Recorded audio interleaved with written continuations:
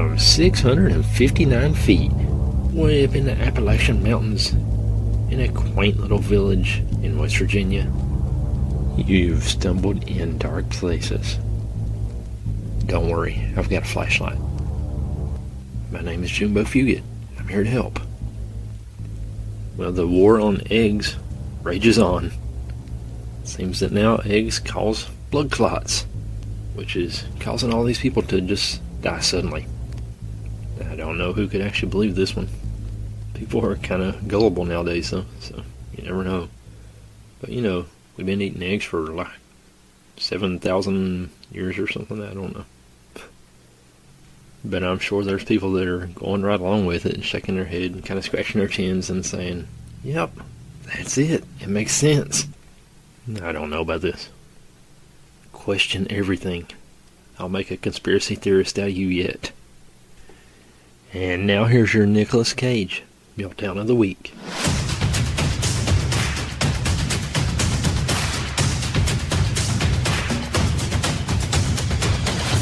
You know something? You people are all nuts.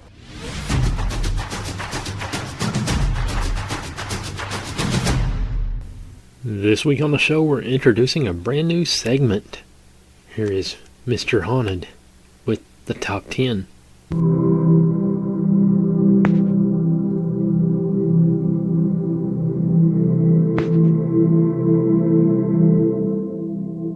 This is Mr. Haunted with a top 10 list. This one's called The 10 Most Common Nightmares and the Meanings Behind Them. Could these common nightmares be warning signs? Experts unpack bad dreams and why they happen. I've often thought, why do we have more nightmares than pleasant dreams? Well, I do anyways.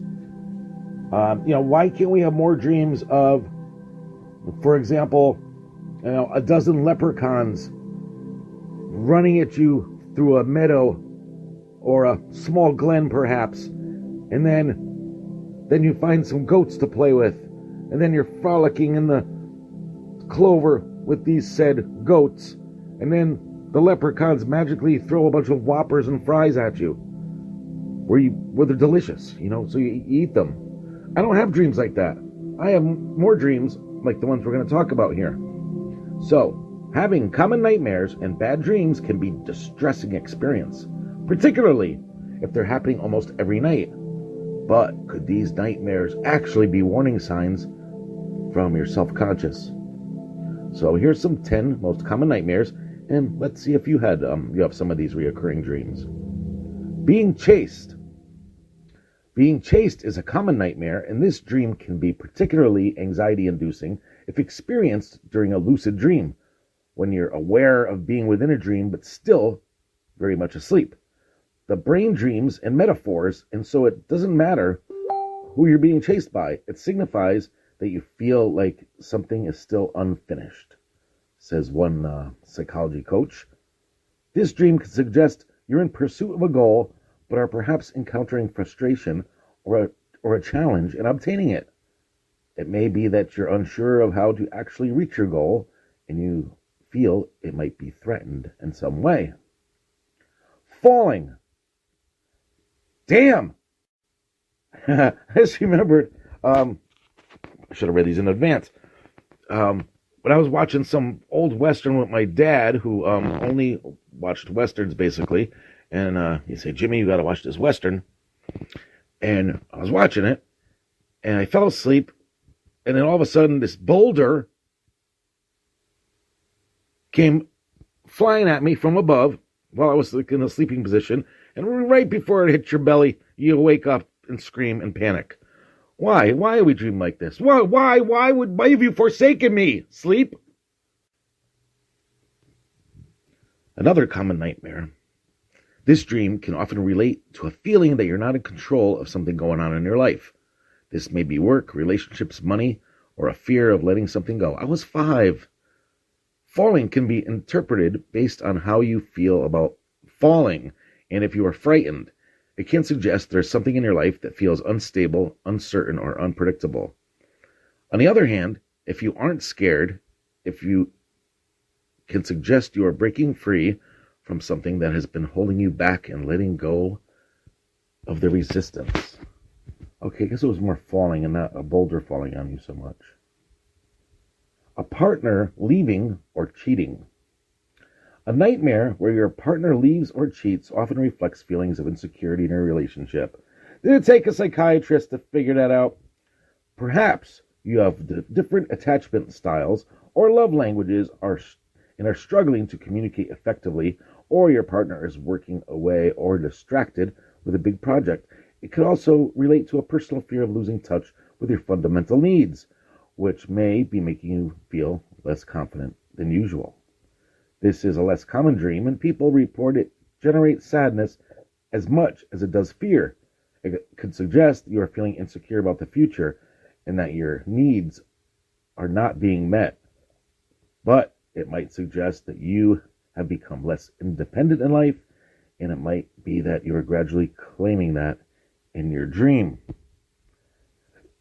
Oh, number 4, teeth falling out. Why do we all dream about our teeth falling out of everything in the world? Losing a tooth or experiencing crumbling or decaying teeth in a dream can be frightening. See, that's what's weird. They don't even talk about teeth falling out. They talk about crumbling, which, every so often I have a dream where your teeth just start crumbling in your mouth and you're spitting out pieces. And then you say, no, this isn't a dream this time. This is real. And then you wake up and you go like this to your teeth and like, oh, they're all there. That's just swell. So this is incredibly common and often points to wider anxiety. In your dreams, your teeth often represent power and confidence. I don't know where they get that from.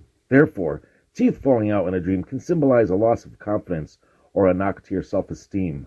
A nightmare in which your teeth fall out could also depict a fear of losing something that means a lot to you and offer stability in your life. That makes more sense than the representing power. I don't know.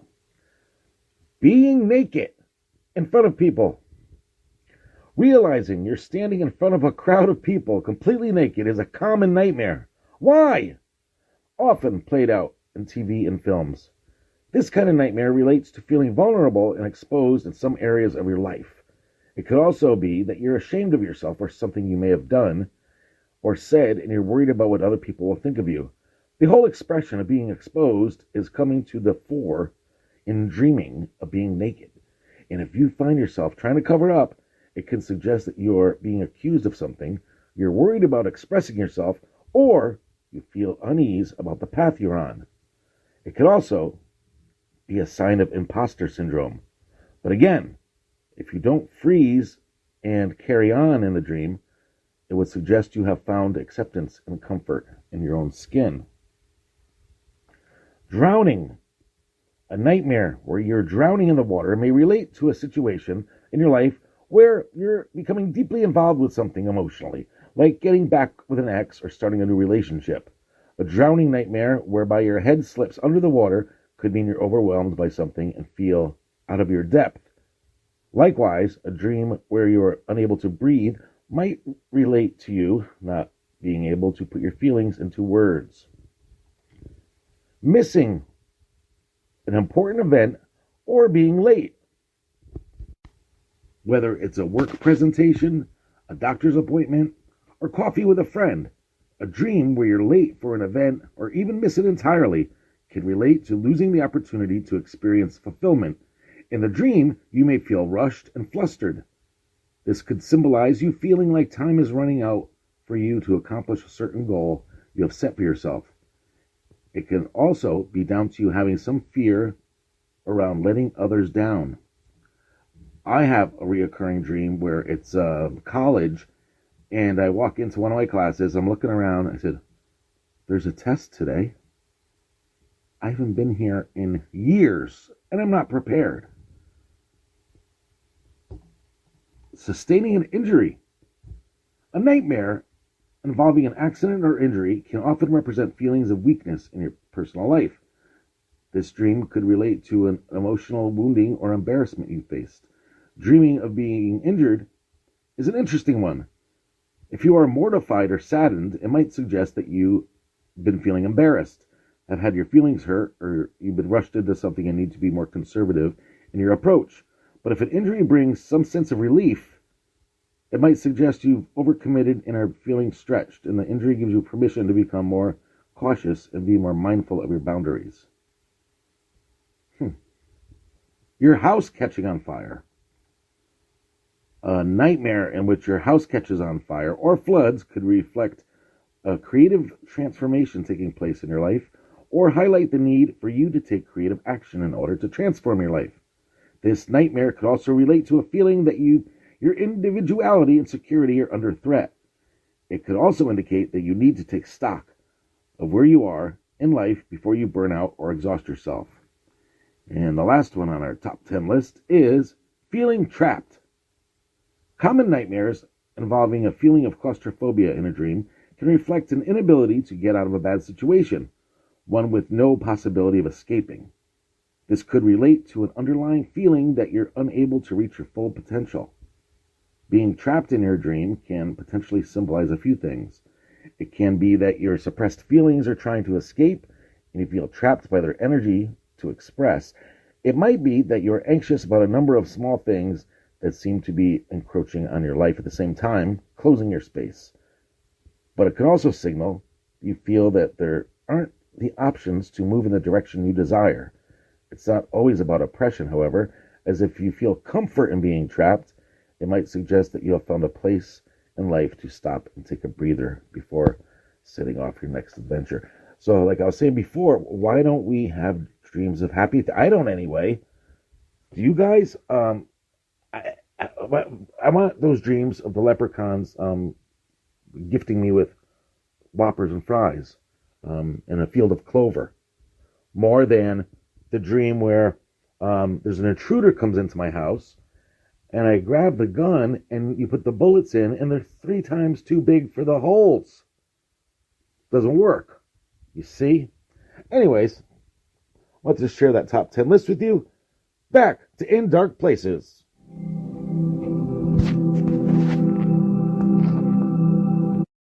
Hey, thanks, Jimmy. I always have a lot of those dreams, like the one with the teeth breaking out and stuff. That's crazy. But it feels real when you're dreaming about it. You're telling yourself it's a dream, but in the dream you're feeling of your teeth and like, no, they're broke, they're gone. And it's crazy, and then you wake up and like for a brief second you're just kind of freaking out, like, what am I going to do now? My teeth. And then it's super happiness when you realize they're still in place and stuff. And then the one with like missing the test for college and stuff, like forgetting to study and freaking out because you didn't study for the test. I dream that one like once a week. Crazy. I used to have this ancestry book that, told about my people. The Fugits came from France. Back in like the 1600s, there was a fellow named Peter Lafauquet who was the first Fugit, I guess. And Fugit is French for Lafauquet, I guess. I don't know. But I ran across this story from France in 1979. And shout out to YouTube for teaching me how to pronounce Cergy-Pontoise. That's where this story takes place. This is the Cergy-Pontoise Affair by Hilary Evans. Thanks, Hilary. Frenchman back to earth with a bump was the headline in the London Times. And across the world, the media reported the news with the same uncertainty, whether to take it seriously or not. But this much was certain. Franck Fontaine, who had allegedly been kidnapped by a UFO a week before, had been restored to friends, family, and a wandering world in the early hours of Monday, December 3rd, 1979. Where had he spent those 7 days? The world, hoping for a story that would make the moon landing seem tame, was disappointed. Fontaine's recollections were few and confused. It seemed to him he had simply dropped off to sleep for a half hour. He was astonished and dismayed to find he had been away for a week. He attributed the strange images in his mind to dreams he had. He was bewildered to learn that he might have been abducted by extraterrestrial aliens and carried to their distant world. Fontaine was no less dismayed to find himself the focus of the world's attention. During his 7-day absence, it had been his friends Salomon Diet and Jean-Pierre, witnesses of his abduction, who had been the objects of attention.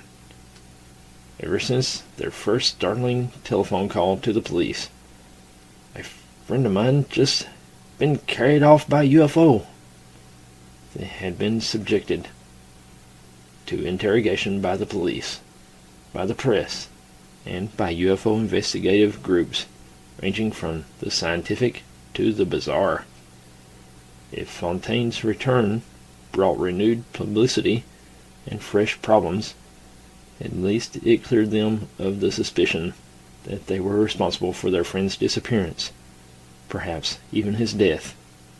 The lifestyle of the three young men was not of a sort to dispel suspicion.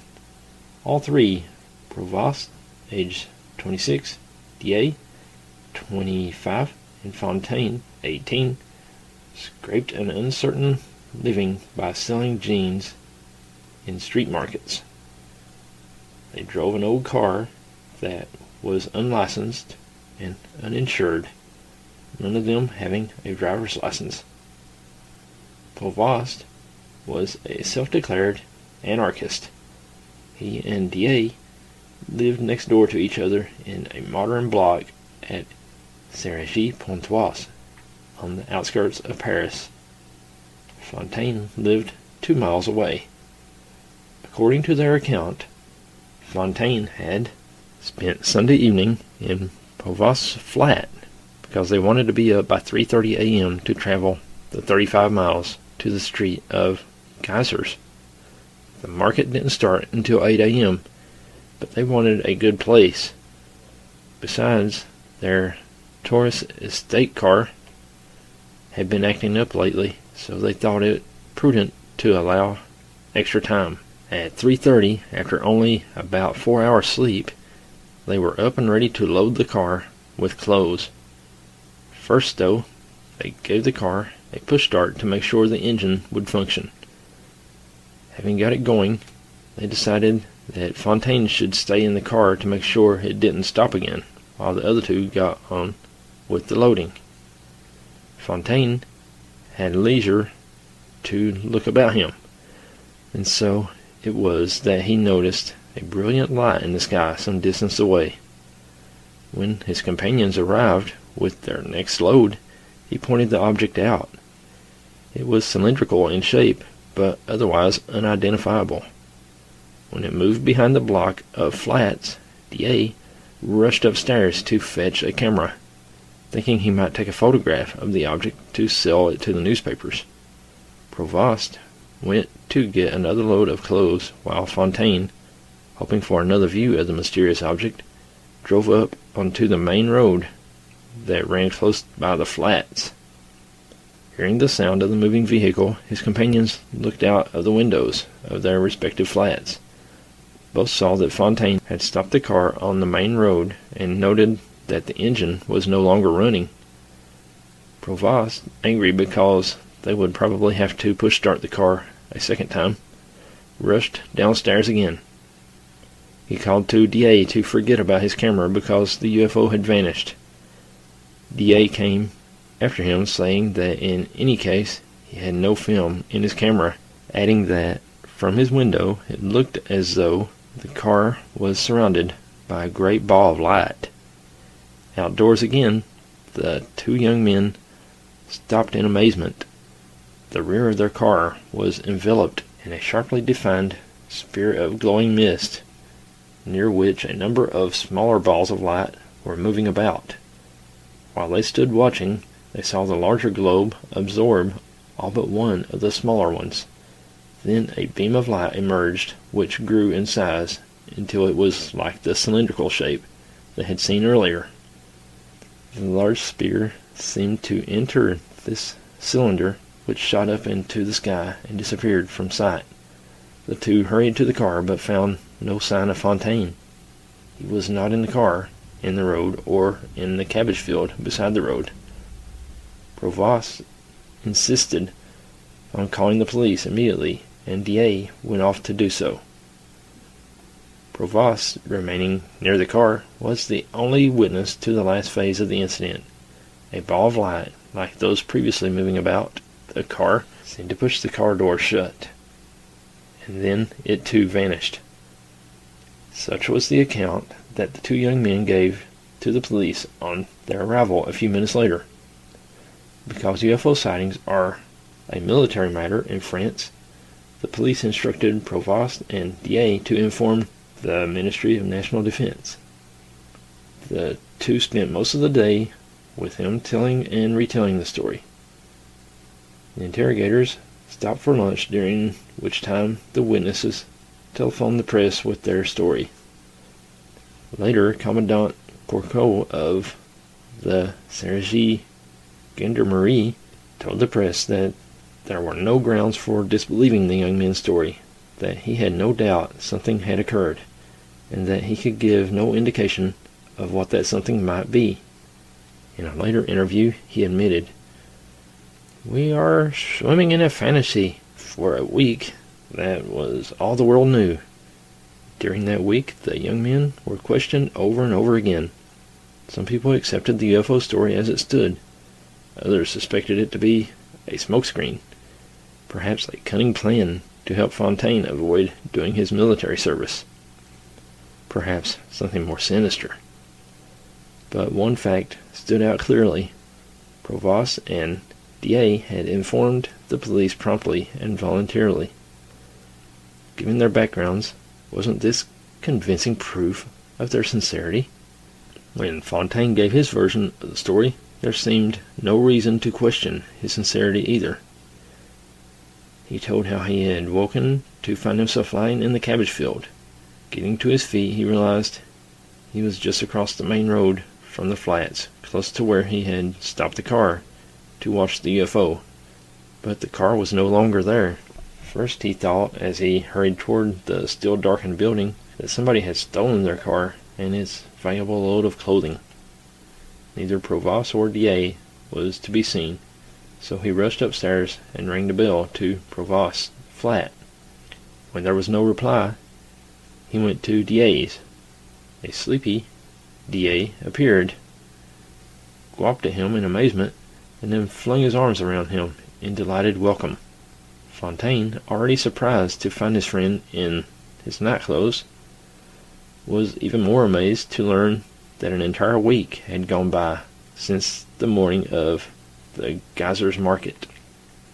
He had little to tell the press or the public. The world's media reported his return, but reserved judgment till they heard what the authorities had to say. But the police declared it was no longer their business. No crime had been committed.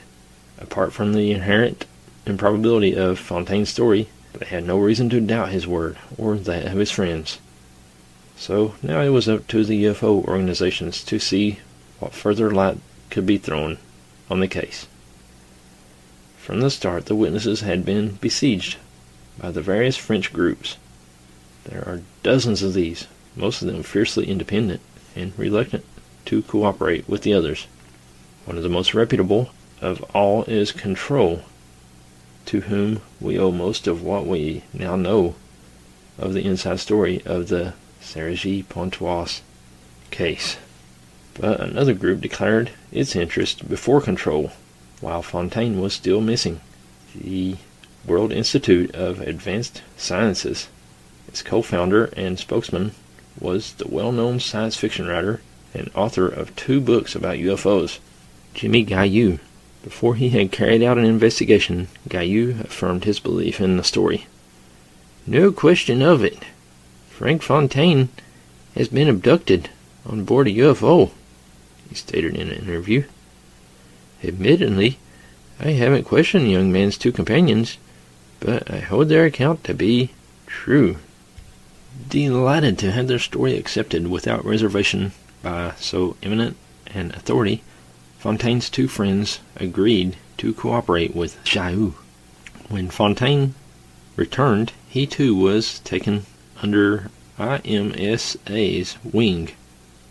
Jahoud offered them a secret refuge in the south of France, where they could work on a book together, Jahoud writing it all and sharing the proceeds. Jahoud's book, Cergy-Pontoise, UFO Contacts, was rushed into print with astonishing speed, appearing a bare 4 months after Fontaine's return. Thanks to the combination of Jahoud's name and the intense interest of the case, it was an instant bestseller. But readers hoping for a conclusive verdict were disappointed. The book was padded out by Jahoud's journalistic style and digressive accounts of other cases, and there was an almost total absence of first-hand testimony from the principal witness, the abducted Fontaine, whose story the world wanted to hear.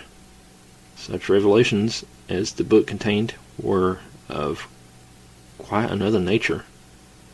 Jahoud had hoped that Fontaine would be able to recall more of his adventure if he were hypnotized, but the young man ostensibly refused to submit to hypnosis.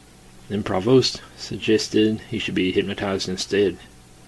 What resulted was truly amazing. It now emerged that Provost, not Fontaine, had been the true object of alien interest. Now, speaking through him, the aliens explained all. Fontaine had simply been the means to establish communication. Provost was the channel through whom they could communicate to help save Earth from impending disaster. The aliens identified themselves as the intelligences from beyond, but gave no clearer clue to the whereabouts of beyond than that it is a planet not like yours. Their spokesman was Hirio, a friendly if somewhat garrulous character. In Jahoud's book, Provost becomes the hero of the story, and the only evidence we have for the events is his word. His two companions seem to have become irrelevant. This book having raised more questions than it answered, much was hoped for when Provost announced that he was writing his own account of the event. But the truth about the Cergy-Pontoise affair, published later that same year, was even less satisfactory. It was a rambling, incoherent fargo in which great doses of alien philosophy, transmitted by Provost, show that pious platitudes about the need for more love and less science are not confined to planet Earth. There is virtually no mention of Franck Fontaine's abduction. Indeed, he and Solomon Diet are scarcely referred to. But Provost's visit to a strange alien base is described in some detail, and this gives us a good yardstick for evaluating the rest of the material. It seems that one morning, soon after Fontaine's return, there was a ring at Provost's door. The caller was a traveling salesman, a total stranger, who said he had to make a trip to Bourg de Serrade and invited Provost to come along. Now, Bourg de Serrade is a small village near the Swiss border, some 225 miles from Cergy. On the face of it, there is no conceivable reason why a salesman should go there, nor why he should think that Provost might wish to go there, given that they were strangers in the first place. However, there was a reason for interest by Provost. Bourg de Serrade was a especially significant place for him because, as a child, he had gone to a summer camp nearby and had later worked there. More recently still, he and Fontaine had spent a camping holiday there. So Provost, though surprised at the stranger's offer, cheerfully accepted it. The salesman dropped him off at the village, and he set off up the hill toward a particular site that had always fascinated him, a railway tunnel containing an abandoned train carriage from the Second World War. Arriving at the tunnel in late evening, Provost found that other people were there before him. A group of young men gathered around a fire in the open. One of them called out his name. He was from the Sahara and had recently written to Provost. It turned out that he and the others had come there from many parts of the world, thanks to the intelligence from beyond. Each spoke his own language, but was understood by the rest. When Hurio, the alien representative, arrived, he informed them that they had been chosen to spread the philosophy of the intelligences on Earth. A beautiful female alien then took them on a tour of the tunnel, now being used as a UFO base. They saw several spacecraft, similar to the ones that Provost had seen as a child. After their tour, the young men returned to their campfire and went to sleep on the ground, which, on a December night in the mountains, must have been less than comfortable. The next morning, Provost found his friendly salesman waiting to chauffeur him back to Cergy. Whether Jimmy Jaou and Jean-Pierre Provost seriously expected their accounts to be believed, we may never know. But the more they provided in the way of checkable statements, the harder it became to accept the original account of the alleged abduction. Doubts grew even more when an investigative team from Control persisted in taking up the case without the cooperation of the witnesses, checking all that the conflicting statements and fragmented testimony as best they could.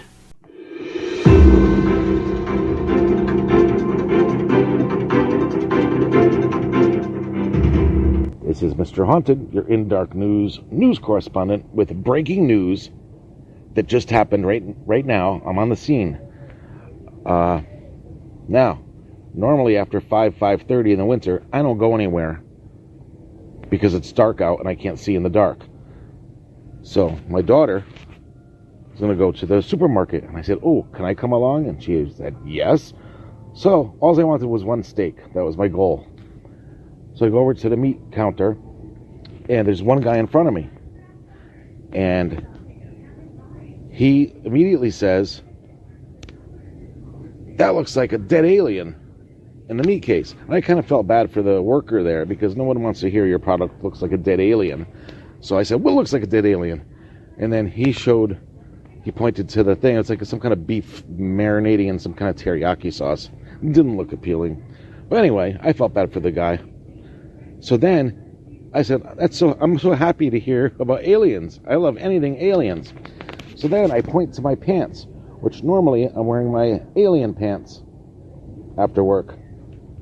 So I point to my pants, but today I picked my popsicle pants to wear.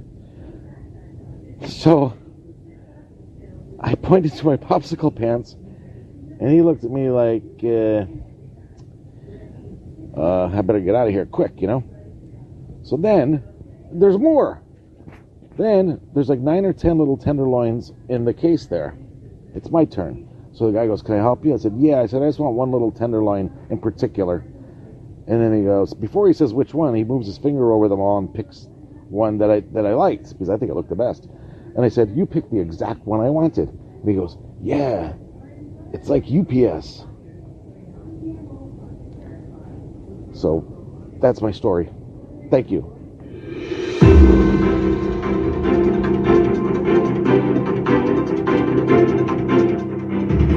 Mr. Haunted, I want me some of them alien pants.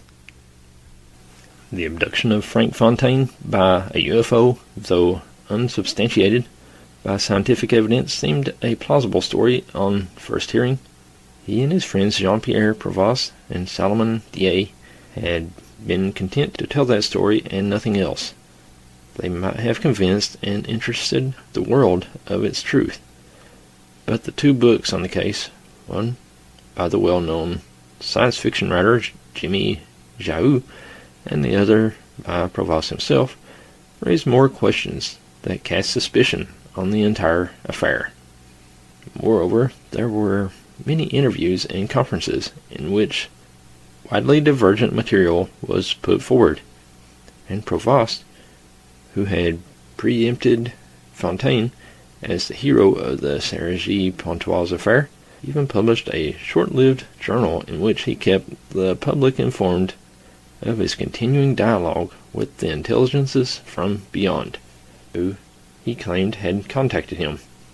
All this increased the doubts of the skeptics. Michael Pekin and his colleagues of the Control Organization had detected inconsistencies and contradictions in the witness's statement from the start, and the more they probed, the more discrepancies they found. It began with trivial, marginal matters like Provost's insistence that before the encounter he had no interest in or knowledge of UFOs.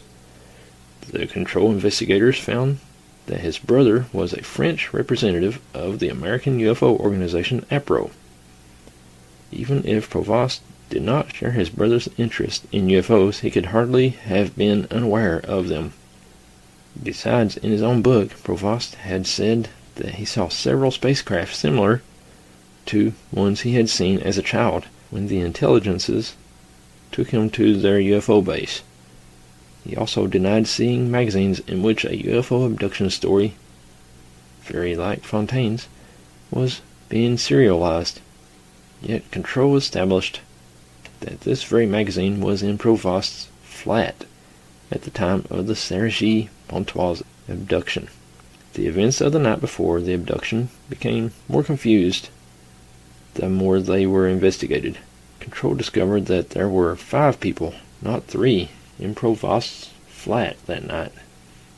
Why had the published accounts almost completely failed to mention the presence of Corinne, Provost's girlfriend, and Fabrice Joly? One reason suggested itself: knowledge of the presence of the 4 young men. Joly might throw doubt on one of the facts that most favorable to Provost and DA. They had claimed that they had gone straight to the police when Fontaine vanished from the car, even though they knew they might get into trouble because they were driving without a license. But Joly was there because he had a valid license and had agreed to drive the 3 friends to the market at Geysers. Why were Corinne and Joly never questioned about what happened? Did they see or hear nothing? They could certainly have straightened out some of the contradictions for Fontaine. Provost and DA could not even agree on who had been at the flat on the night before the abduction. Surely one of the most memorable of their lives. First, the 3 had said they spent the night together, and then Provost recollected that he had watched a television film with friends elsewhere. Other discrepancies force us to ask how far we can trust their account. They said that they were dubious about their car's ability to start and pushed it to get the motor running, then left Fontaine in the car to make sure it didn't stop. Why didn't Joly, the only licensed driver, do this so that Fontaine could lend a hand with loading the jeans for the market? Did they really sit outside the block of flats at 4 a.m. with the motor running without any complaint from the neighbors? None of the other residents seemed to even have heard the sound. What about DA's completely opposing statement that they loaded the car first and only then started the motor? Whom should we believe? Lots of questions. The account of the neighbor who did witness anything only makes matters more confused. Returning home at the time the young men were supposedly loading the car, he said he saw 2 people get into the Torres estate car and drive away. Yet 3 involved said that Fontaine was alone when he drove up onto the road to get a better view of the UFO that they had spotted.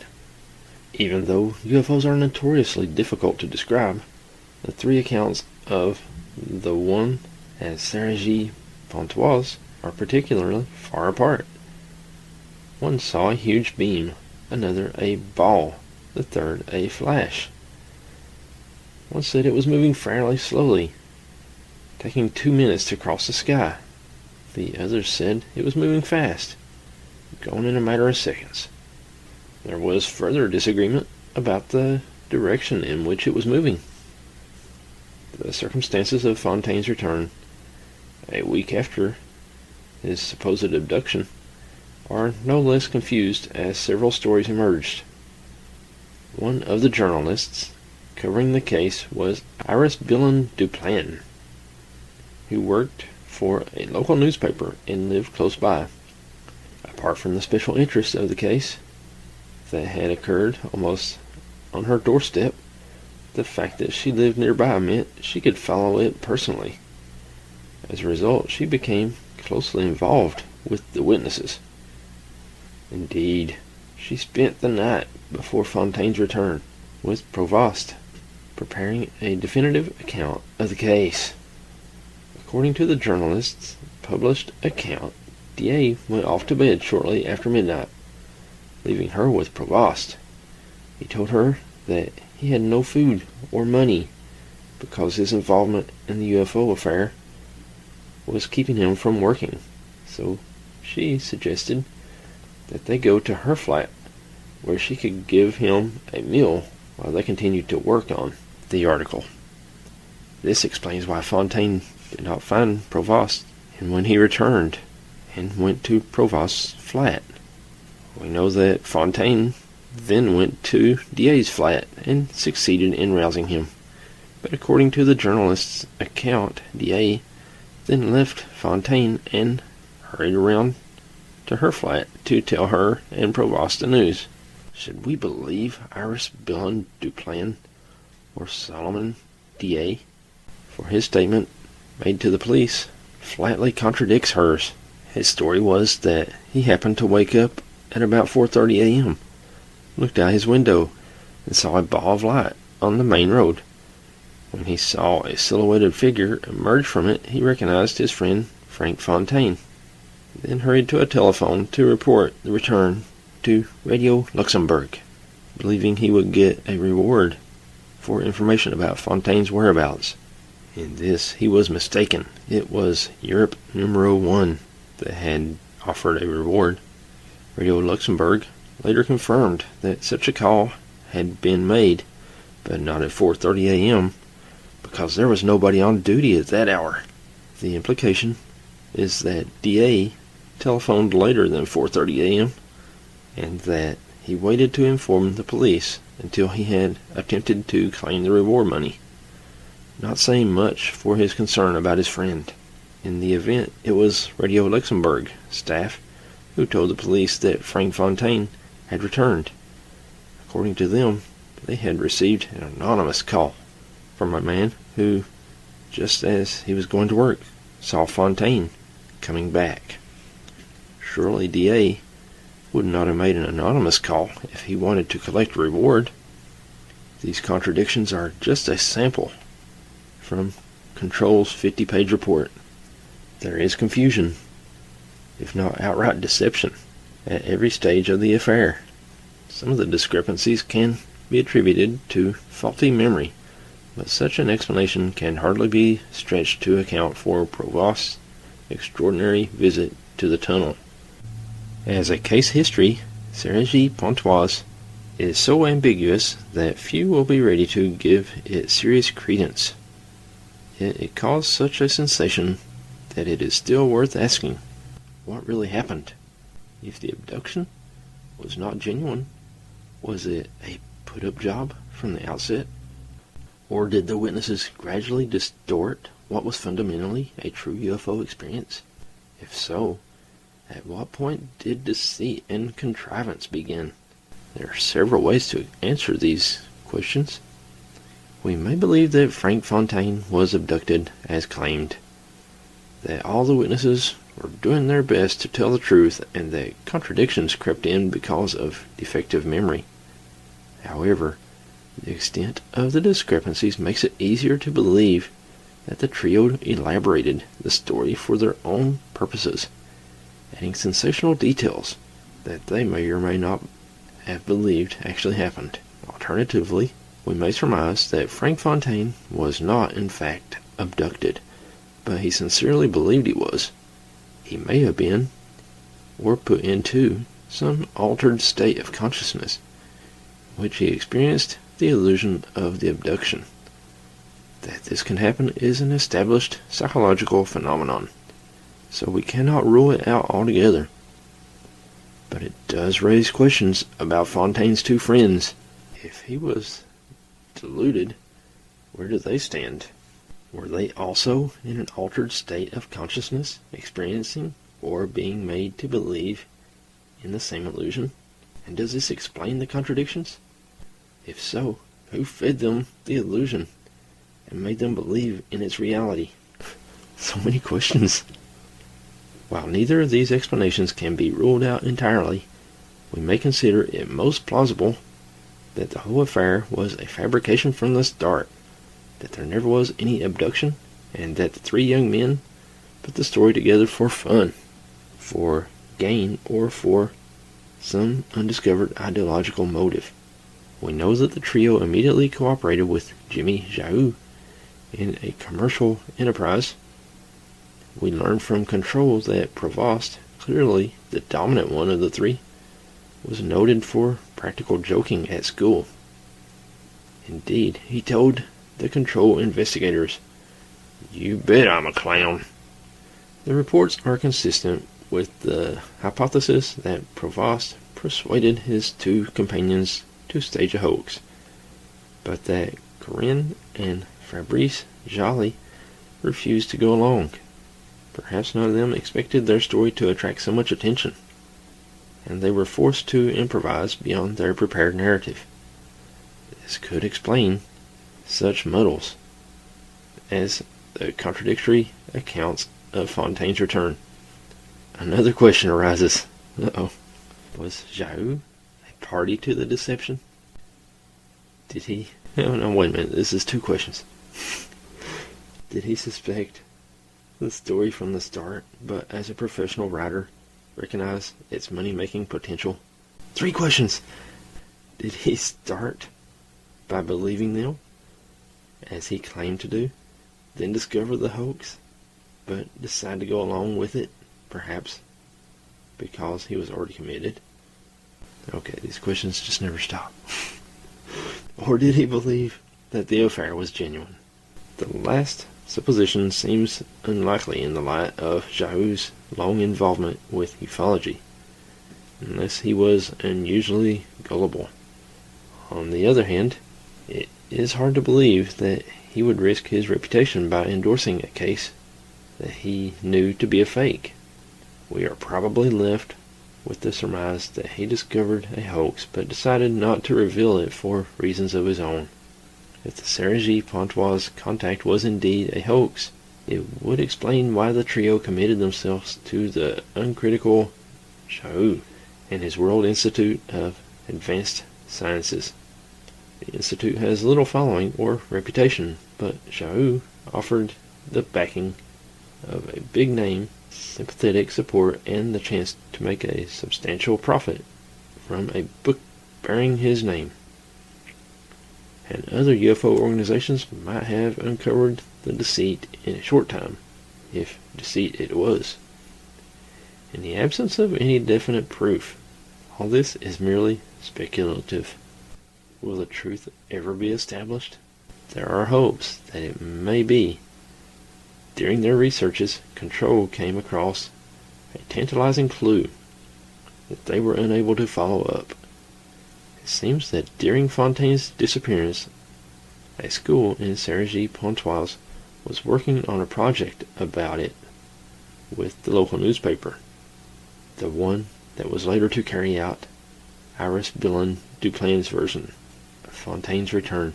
Some of the children learned that one of the school workers was an aunt of Fontaine and interviewed her as part of their project in the presence of one of the teachers and one of Iris Billin Duplan's colleagues from the paper. During the interview, Fontaine's aunt said angrily that she knew perfectly well where her nephew was. He was, she said, staying with a friend. Was she stating a fact or simply saying what she thought to be true? Who was the friend, and where did he or she live? The answers to these questions could settle the Cergy-Pontoise mystery. But until we learn if someone knew where Fontaine was all that time, the case must remain open. I'm John Bon Jovi, and I want to talk to you if you're one of the millions of kids who's going to run away this year. Now, maybe you've got a bad situation at home. Maybe you think being on your own is the answer to all your problems. Well, listen, run away and you'll be living on a prayer. You see, out on the streets, there's nothing. There's nothing to eat. There's no place to sleep. There's nobody to help you. There's nothing. Call Covenant House. They can help. That's 1-800 and keep dialing 9. Remember, the street is tough. It's tougher than you are.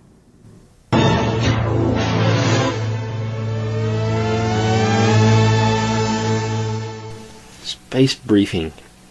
Franck Fontaine remembered things that had happened to him during his week out of the world, only slowly and bit by bit, but refused to undergo hypnosis to speed the process. However strange and sometimes very disturbing, dreams helped him to recall his experiences, he said. In one instance that he recalled, he was in a large white room with machines that went all around the walls. They were all the same height and had opaque white glass fronts that lit up and went out almost simultaneously. He was lying on a sort of couch, and two small luminous spheres, the extraterrestrials, were talking to him about problems on Earth and how to solve them. His abductors, who were always kind, told him that he would be the sole judge of what to reveal on his adventure. He seems to have decided to say as little as possible. So, what do you guys think? Did this story really happen? Or did these guys just make up the whole thing? It's a fun little story, but I don't know. And that's about all the show for this week. We hope you enjoyed it.